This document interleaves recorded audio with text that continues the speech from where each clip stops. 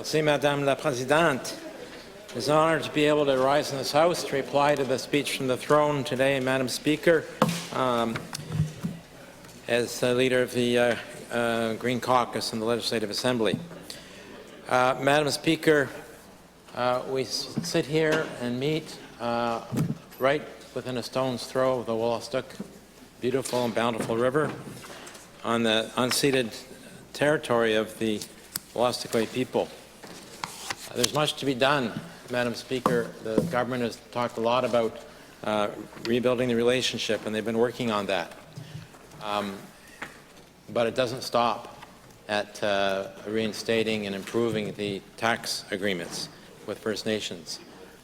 It's time to get on with discussions about land and resources and co-management, Madam Speaker. We do land acknowledgements and we talk about the treaties, but these things need to turn into concrete, real action, Madam Speaker. Reinstating and improving the tax agreements was really repairing damage that the previous government had done. Now it's time for this government to step up and be audacious and bold and work with First Nations to address these key and long-standing issues of our very long relationship, Madam Speaker. Madam Speaker, this government's entitled its first speech from the throne last year, Ready for Change. And a majority of New Brunswickers were ready for change, Madam Speaker, because they changed the Premier. To the dismay of many, however, that change has yet to really fundamentally materialize. This throne speech is entitled now Change in Motion. Well, Benjamin Franklin once said, never confuse motion with action. Action, of course, is what people want and need. I just completed my fall season of community gatherings in my riding, and that's 5 separate community gatherings, one in each of the neighborhoods of the riding. And I can say people are frustrated with the lack of action. I heard from someone who's been without a doctor for a very long time, and their frustration, Madam Speaker, is turning into anger, understandably. Anger comes from fear, and they're afraid they're not going to get the care they need it when they need it most desperately, Madam Speaker. And that manifests itself in many ways.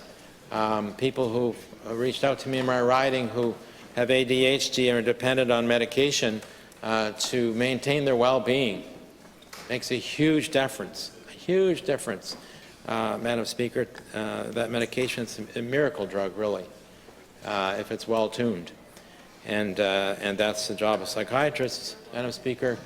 And then to get that medication renewed, if you don't have a family doctor, is near impossible because it's a controlled substance, Madam Speaker. There's got to be action to address that, and I can't tell you how many people have reached out to me with this very same problem. It's not surprising because of the large numbers of people diagnosed with ADHD today, and the I won't say life-saving, but the life-changing medication that is available to manage that ADHD very well. So they're not only frustrated but getting angry. Same can be said for people who are needing psychiatric help and are waiting on very long waiting lists. The one at a time thing that the former government brought in made some difference for some people, but for people who were really needing psychiatric help, it didn't help. It didn't make any difference. The waiting lists are just as long as they ever were. And that's serious, obviously. If you need psychiatric help, you need it. You need it now, not 6 months or 8 months or 12 months in the future, Madam Speaker. People who can't find affordable apartments are still out of luck. People who desperately need to cut their power bills are really waiting for 2 years if they live in their own home, 2 years to have their homes insulated and a heat pump installed. People who have no car have no public transportation in so many parts of this province. You can't get from Fredericton to Oromocto. You can't get from Miramichi to Fredericton. You can't get from Edmundston to Camplin. Well, you can, but you have to take a bus from Edmundston all the way around. You have to circumnavigate the entire province to get back to Campbellton. You can't take a bus from Sackville to a train from Sackville to Moncton. Well, you can take a train from Sackville to Moncton, but not very efficiently. And you certainly can't get from St. Stephen to anywhere by public transportation. Malheureusement, j'ai été déçu. Où est la pensée autrement, l'audacité, les grandes ambitions transformatives? Où sont les plans pour l'année à venir dans le discours du Trône? N'existe pas. Le discours du Trône est la poudre des yeux, une sorte de façade, comme c'est décourageant. Where's the new thinking? Why doesn't the speech from the throne blaze the kind of path for transformative change that New Brunswickers are ready for, that the Premier promised during the election campaign last year? And why the delays in the promises? The Long-Term Care Act, which was ready under the Higgs government, needed a little bit of tweaking. I saw it, but it could have been adopted with that tweaking last spring. Now we're told it won't be ready until, at the earliest, the fall of 2016. This is important. And I'll give you a tangible example, Mr. Speaker. The tangible example is that many people languishing at home or in hospitals who need long-term care and can't get it, while there are many empty beds in long-term care homes where they could go to, but they can't go to long-term care homes because why? Because they can't afford them. Long-term care homes are not treated the same as nursing homes in terms of the financial arrangements. There's no cap on the costs. So, Mr. Speaker, the Long-Term Care Act, among other things, is designed to try and address that inequity, to open up those beds and make them affordable for seniors waiting to get into long-term care. So there's some serious sense of urgency there. The increase in hours of care so urgently needed by the residents of nursing homes that were promised seem to have been delayed till, I don't know, now till 2030, 2 years after the mandate of this government will have been ended, which is a head-scratcher, you know. Not a hair scratcher, but a head scratcher. The mental health advocate this legislature unanimously called for during the Higgs government, whose appointment has now been delayed until the fall of 2026. The lung cancer screening promised in the Conservative health plan that was supposed to be in place by now, 2025, now has been delayed until at least 2026. To many people's dismay, this Liberal government has simply adopted the Conservatives' 2023 health plan for the most part, which didn't make any material difference in the lives of New Brunswickers. Les épandages de glyphosate se sont poursuivis cet automne comme sous le gouvernement conservateur. La conversion de nos terres de la couronne en monoculture se poursuit à un rythme soutenu. Les entreprises continuent de boiser près de nos ruisseaux et cours d'eau qui s'assèchent et deviennent inutiles comme source d'eau froide pour nos rivières, lesquelles se réchauffent en raison de la combustion d'essence, de pétrole et de charbon, les rendant inhabitables pour le saumon. I know speaking about climate change, Mr. Speaker, has become unpopular in political circles, maybe even frowned on. Well, the Greens are not going to stop talking about climate change, I can assure you that, because ignoring it doesn't make it go away. It's a progressive thing, like a progressive disease. If you don't stop it at the beginning, it gets to the point where you can't stop it, Mr. Speaker. Wildfires,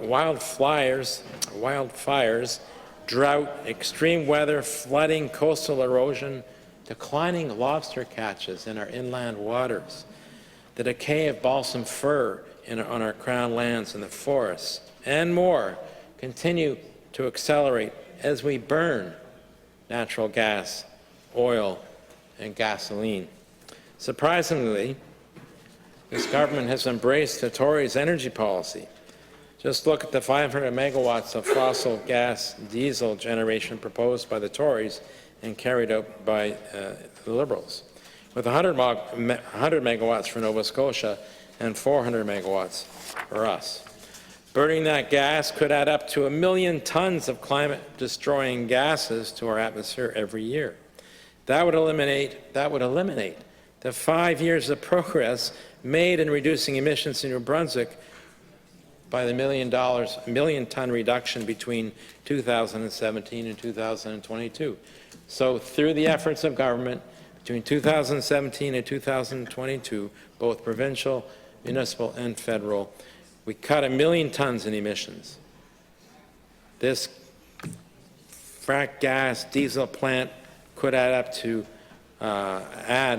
replace that 1 million tons of emissions back into the atmosphere, despite all those efforts carried out over 5 years. It's no wonder that the throne speech contains only a single fleeting mention of combating climate change, which simply says the government continues to work towards net zero emissions. Funny way to do that by building a big fossil fuel power plant. New Brunswickers are feeling extremely insecure, Mr. Speaker. There's plenty of anxiety about their material condition day to day and fear of what the future will bring for their children. In the absence of action, that only accelerates and has the potential to foment anger and discontent among those who were ready for action a year ago and before. Most importantly and worrisomely, further undermining the already shaky trust in government and its institutions, which poses a serious threat to our democratic system. Frustration, anger, and discontent is even beginning to pick away, Mr. Speaker, at our social fabric. Some are looking for scapegoats now to blame for the cost of living, the lack of affordable housing, the scarcity of doctors, and the inability of their children to find work. Scapegoats, Mr. Speaker. I didn't think it was going to come to that. And who are the scapegoats? Well, it's often the most vulnerable, the people who are most likely to be othered. I ran into a surprising amount of anti-immigrant sentiment at the door last year as I campaigned around the province, in various corners of New Brunswick, with my local candidates. That was and continues to be worrisome. And I know I'm not alone as I look around this legislature. I am sure the members of this House, when they were going door to door in their ridings, or in the case of the leaders supporting their members in those ridings, we're hearing similar things. Extremely worrisome.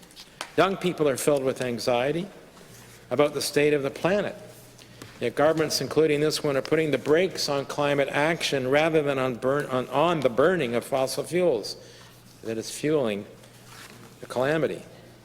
It's climate action that is the key to making life more affordable for New Brunswickers and provides tremendous economic opportunities for our local businesses.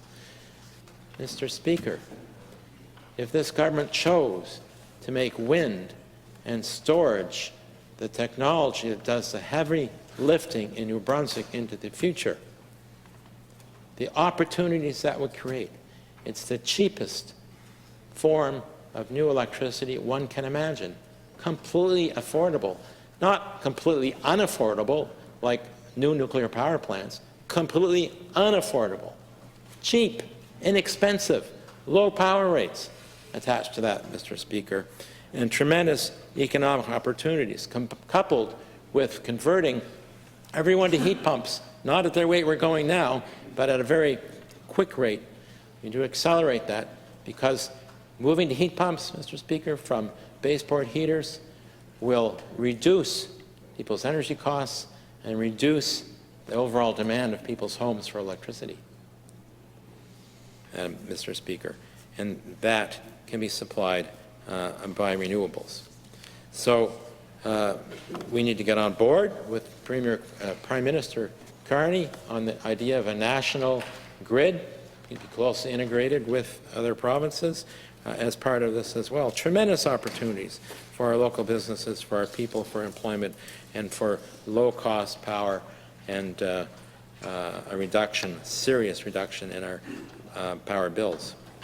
So burning more gas in the face of this is madness, given the opportunities going to renewables and in the face of the climate crisis. Whether it's burned here at the proposed gas diesel plant or exported through an imaginary LNG export terminal fed by a pipeline the Premier seems to be fishing for.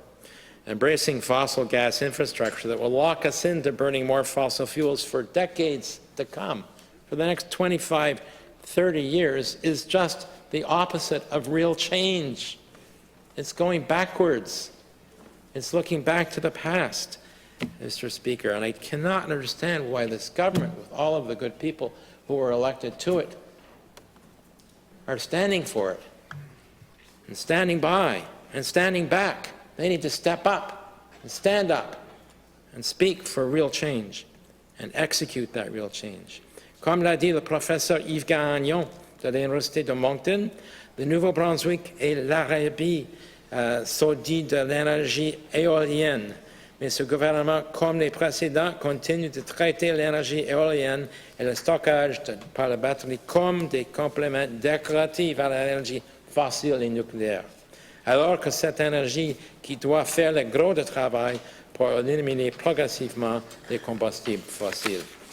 It's so disappointing, Mr. Speaker. I was looking for a wind strategy in this throne speech, a solar strategy, a strategy to retrofit our building stock with high levels of insulation, heat pumps for all, and high-performance windows to slash the people's power costs, to make life more affordable for them, to cut their carbon footprints, and to provide new economic opportunities for our businesses in every community in this province, and it's not there. Just look at this. At current funding levels for the Enhanced Energy Efficiency Program, which I will remind you is for households with household incomes of less than $70,000, which provides free heat pumps and insulation upgrades, at the current funding levels, it will take until 2053 for all eligible households to be retrofitted with insulation and get a heat pump installed. 2053, too late, too long, too slow. That's not change in motion. That's change in very slow motion, Mr. Speaker. This idea that this government and the past governments seem to have, that there are no limits to burning fossil fuels, is also applied to other sectors, like the management of logging on Crown land. The extent of clear-cutting now on Crown land has exceeded the safe limits of extraction to maintain nature's balance. Nature is no longer in balance on our Crown lands. That's why populations of insects and plants are plummeting as the forest is transformed into a monoculture at an increasing speed. And JDI is looking to accelerate that even further if this government supports it, aided by the spraying of glyphosate and egged on by rapid climate change. We don't live outside nature, Mr. Speaker. We are embedded in it, though we don't live that way and our economy doesn't operate that way. But like a spinning top that goes out of balance, we have upset the balance of nature, and it is wobbling, just like our climate, uncontrollably, and eventually, if we can't right it, it's going to crash. The Wabanaki forest is made up of diverse forests that can be restored and sustained in all their complexity while providing a variety of wood products, supporting a diverse forest economy if ecosystem-based forestry is implemented. To get there has to be a change in management. There has to be a change in management from the way it's been done, which really is doing co-management with J.D. Irving, as far as I can say, to a collaboration between government and First Nations designed to serve the common good. And, Mr. Speaker, with the terrorists and with Trump to the south, we need to up our game right now, more than ever, because if we're going to expand our exports to other markets like Europe, who don't want to buy wood from forests that are being degraded by poor forestry practices, we've got work to do. because our forests have been degraded by poor forestry practices, by poor forest management strategies endorsed by government after government after government. So we've got to make change, and we've got to do it fast, because we need to open up those markets in Europe for exporting forest wood products.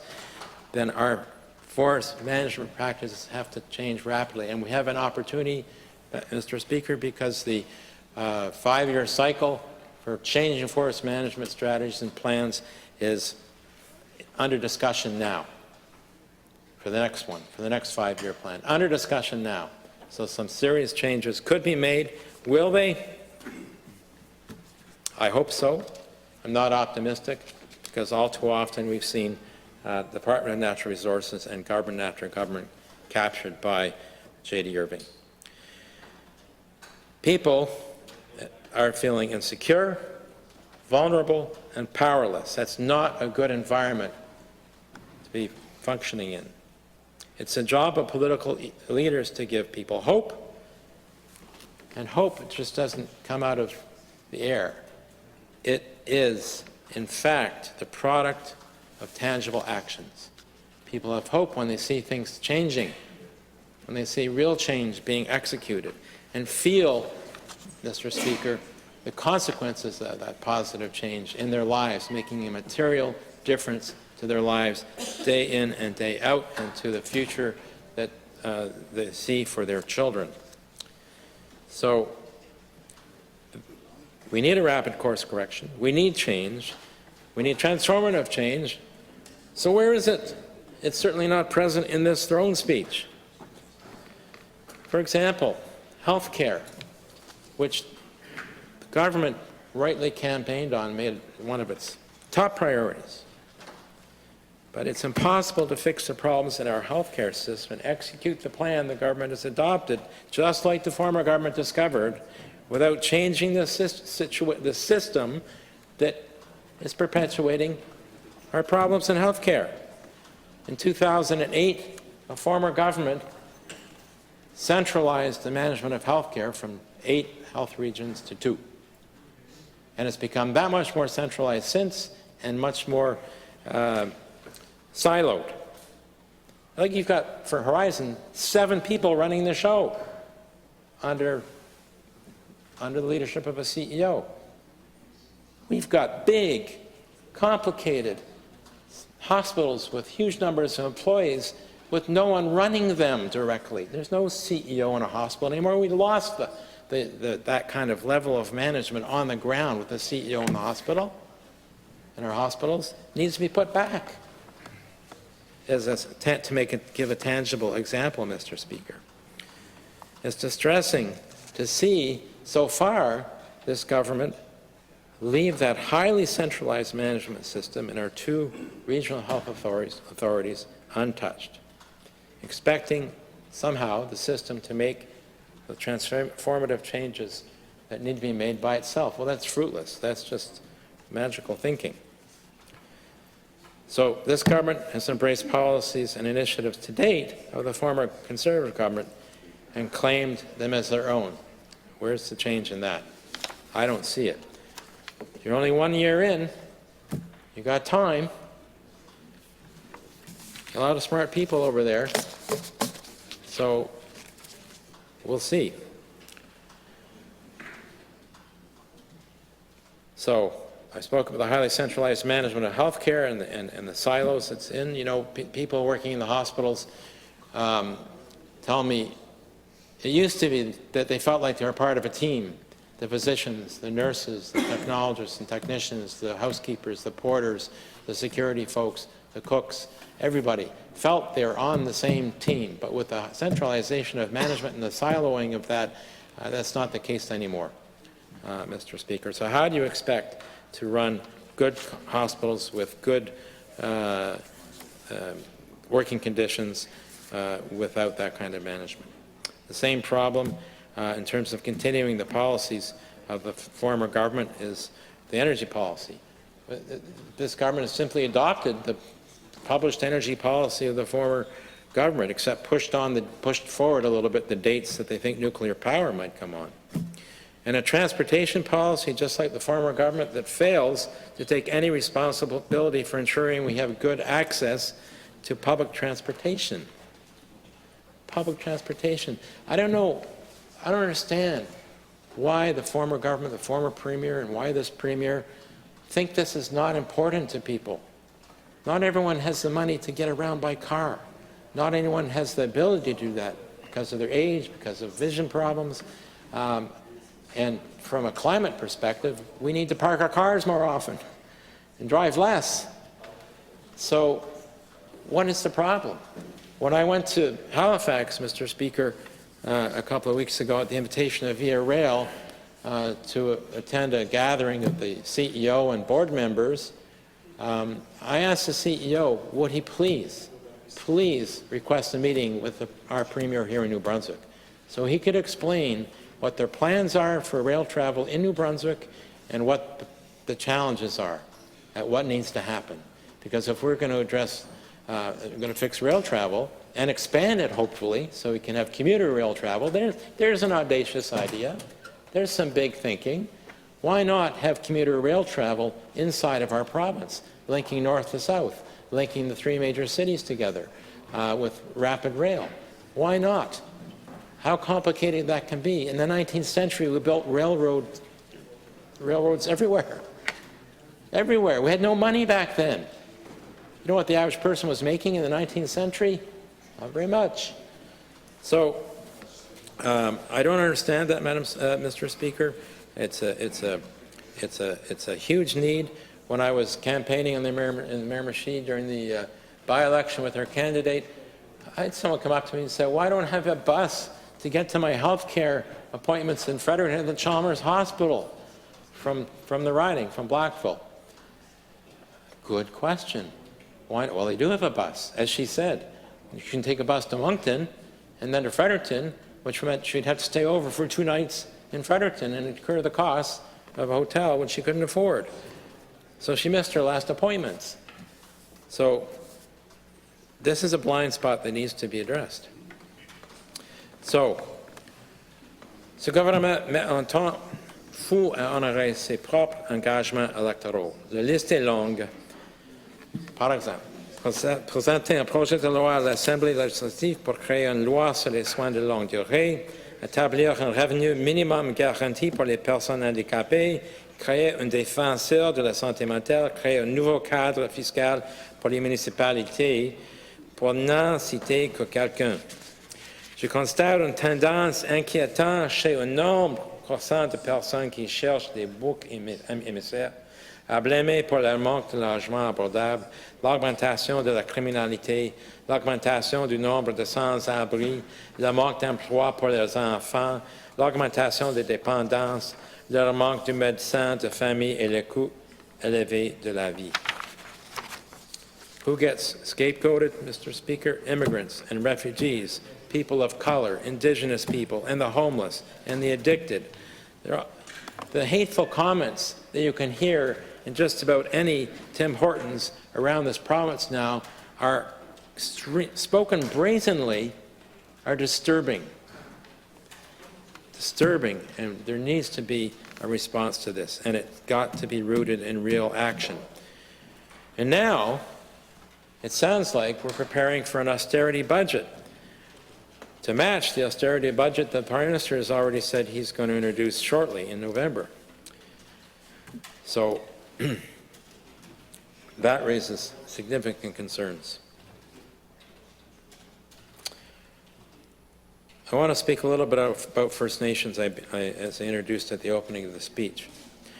While this government reversed the last government's cancellation of the tax agreements and improved them, arguably, with First Nations, there appears to be no discussion going on about resolving Aboriginal title to land. There was a lot of debate leading up to the campaign, a lot of discussion about the campaign about, well, we'll negotiate on land claims rather than litigate. We've heard nothing. Nor is there even a whisper of co-management of the Crown lands with First Nations. Despite the regular acknowledgement by this government, the land was never ceded or surrendered by the Wolastoqey, Mi'kmaq, or Beskotakamati people.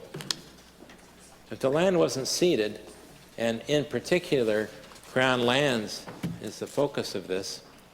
Why would we not enter into negotiations with First Nations about co-managing those very Crown lands? That would be a sign of goodwill in terms of the negotiations and discussions to come around an Aboriginal title. A sign of goodwill, a recognition that not just we do land acknowledgements and acknowledge there are treaties, but actually live by those treaties, which in some ways were intended to describe how the land should be shared. And if the land is to be shared, Mr. Speaker, then why are we not co-managing it with the First Nations of this province? The Crown Lands and Forests Act has not been amended for a long time, and it does not acknowledge this, nor does it even make a single reference to Indigenous people.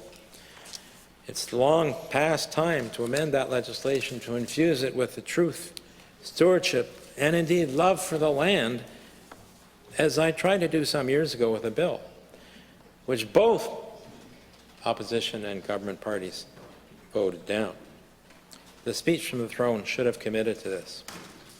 You know, the father of conservation biology, Aldo Leopold, said that the oldest task in human history is to live on a piece of land without spoiling it.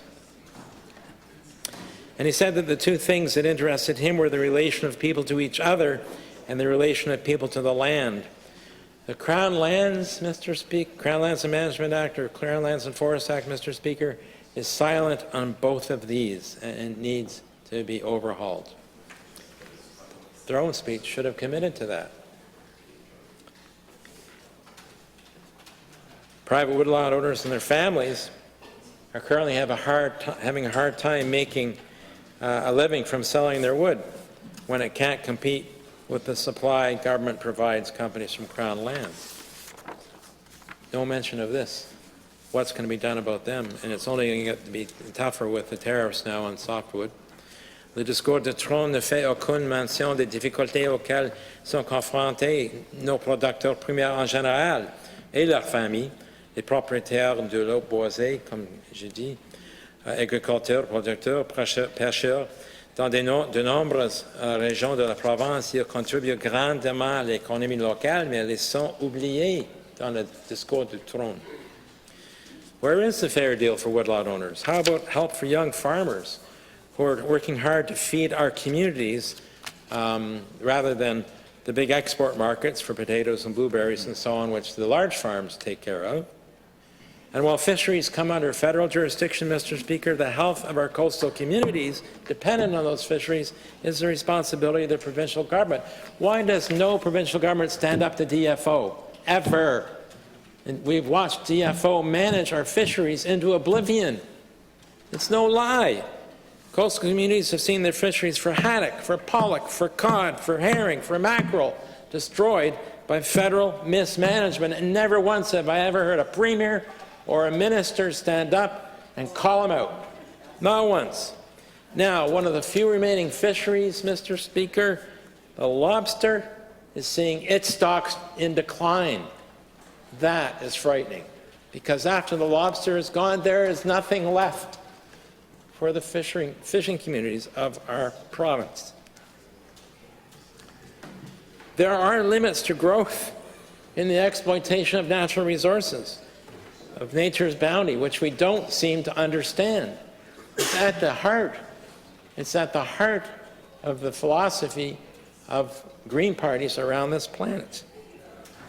Resource management strategies by both the provincial government and the federal governments continue to ignore this hard fact, this reality, to the detriment of our rural communities, their economies, and the balance of nature indeed. When it comes to affordability, the cost of heating is an obvious preoccupation in New Brunswick. The amount of energy we consume to heat our buildings drives those costs up. Unlike energy prices, energy consumption can be dramatically reduced, saving homeowners, tenants, and small businesses up to 40% on their power bills. The upcoming budget has got to recognize that far more money needs to go into the baskets for the energy efficiency programs that are offered, and and perhaps, hopefully, move those programs into a restored efficiency in New Brunswick and take them out of the power utility.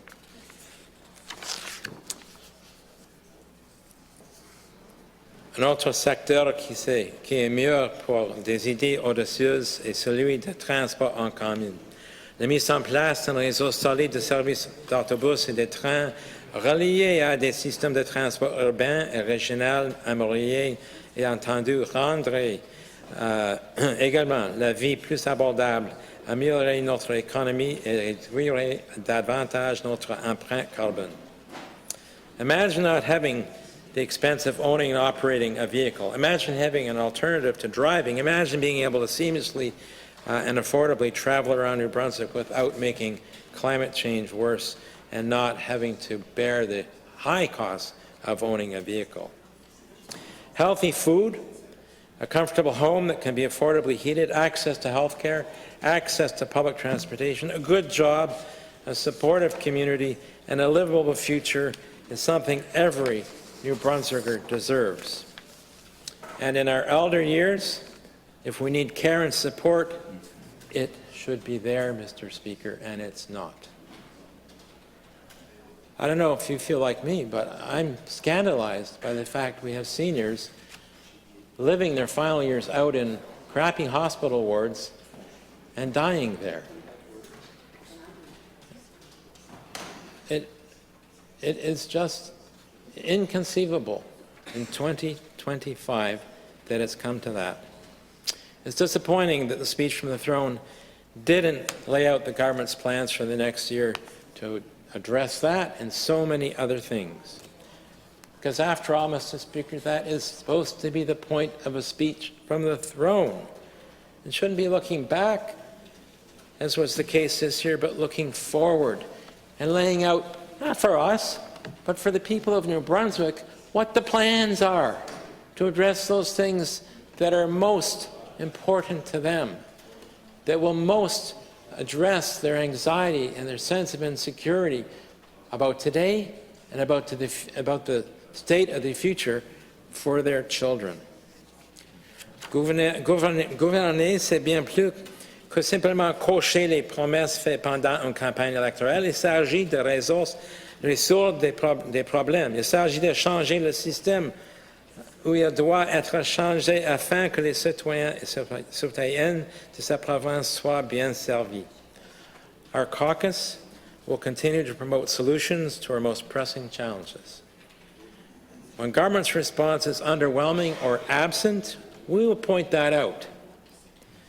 When we see a need for new legislation to better protect and empower citizens within our capacity currently, with the budget we have to operate with, we will introduce it, like our bill respecting the right to a healthy environment. The right, not the opportunity, but the right to have clean air, safe drinking water, Mr. Speaker, and a stable and balanced environment. And our work in the legislature will continue to be informed by the needs of our constituents. I mentioned the 5 community gatherings I held this fall. I have them twice a year, again in the spring. Those are invaluable, Mr. Speaker, to complement what people coming into the office bring to me or what the students bring to me at the universities when I have my weekly informal office hours there. They're invaluable to informing what needs to be done at the level of the legislature. Sure, we can do lots to help people locally, but quite often the problems that come forward result in systemic failures in the system that need to be addressed, Mr. Speaker. So we will continue to our work will continue to be informed that way and by the common good for all, Mr. Speaker. It's been great spending this time with you, Mr. Speaker. Great spending time with colleagues in the Legislative Assembly, as always. So I want to thank you. Merci, Monsieur le Président. Merci beaucoup.